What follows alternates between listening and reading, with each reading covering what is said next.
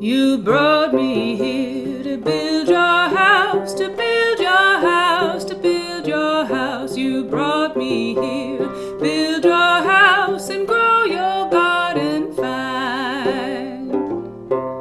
I laid the brick to build your house, to build your house, to build your house. I laid the brick to build your house and raised the plants so high.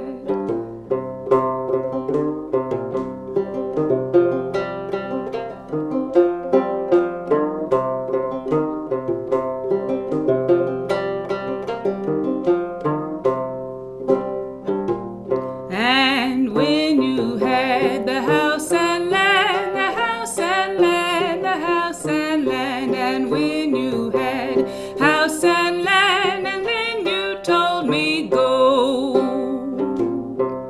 I found a place to build my house, to build my house, to build my house. I found a place, build my house, since I couldn't go back home. You said I couldn't build my house, to build a house, build a house. You said I couldn't build a house, so you burned it down.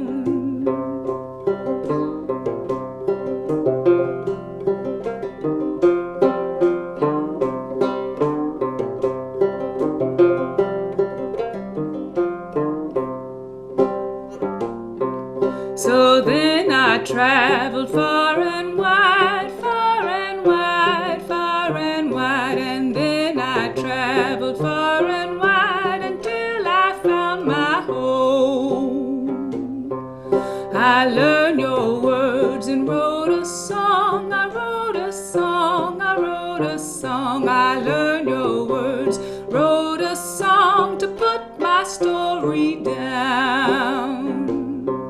But then you came and took my song, and took my song, and took my song. And then you came, took my song, and claimed it for your own.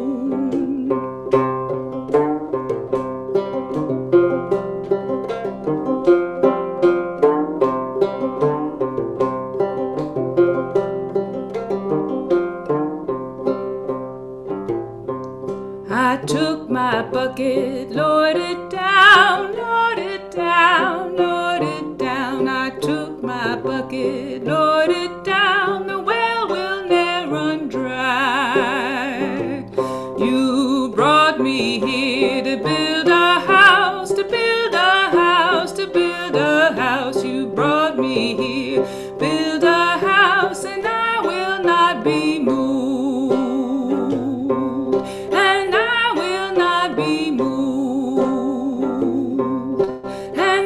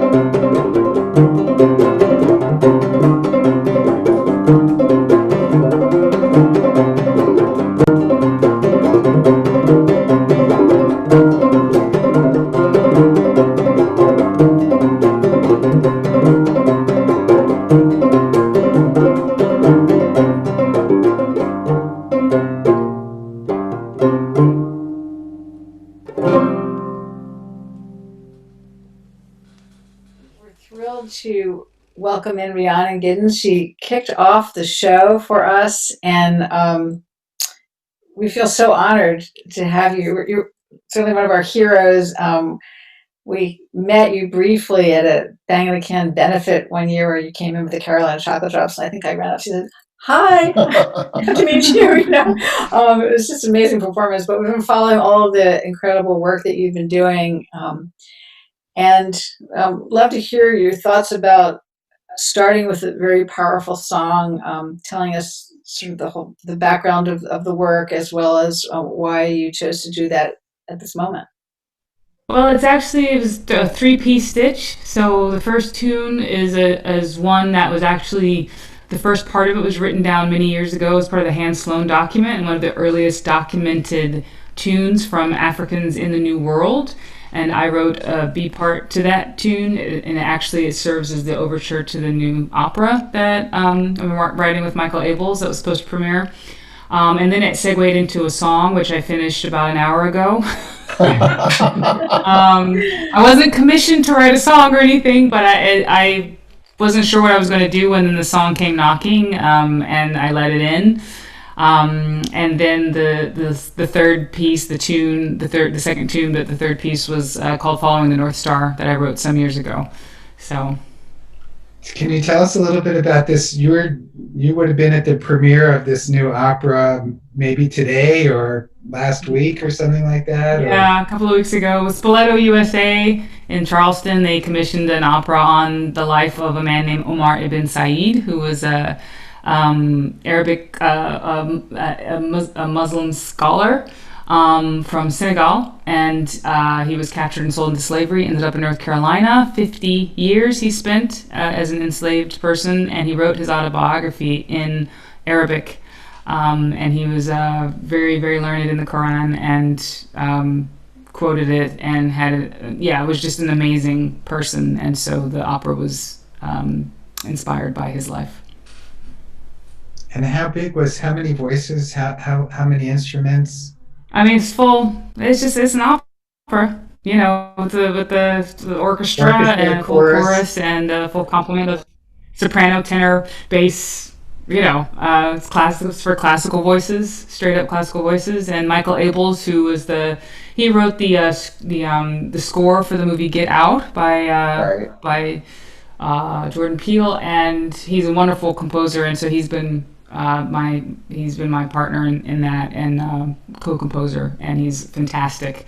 So it's been really great to work He with wrote him. that beautiful choral music in Us also. There's Yes, lots of so beautiful. So just really, so I've been writing a lot of thematic material, and he's helping me translate it, and then he's, of course, putting himself into it as well, into, banjo, into orchestra, and it's really working out really well.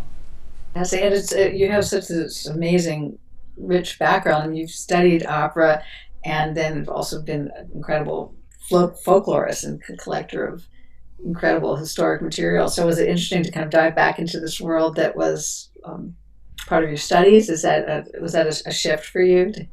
Yeah, it was amazing to kind of feel like there were my two worlds come back together at last, where I would be writing material would be coming out that was very, very folk identified, and then it would shift into this all the classical material that's gotten, stuffed into my head that I love so much, and sort of the mix of it, intertwining and curling around each other has been really exciting to.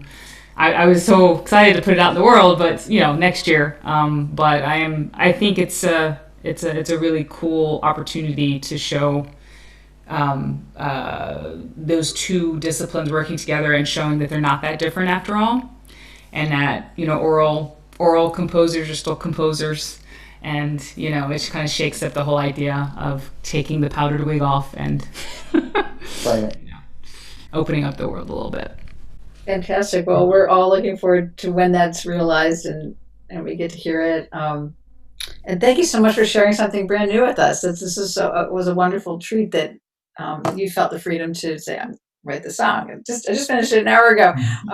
Anyway, we're grateful that you can share that with us and be a part of the show. Well, thanks for creating the opportunity for it to come out. So it's great. It's really great what you guys are doing. Thanks. Yes.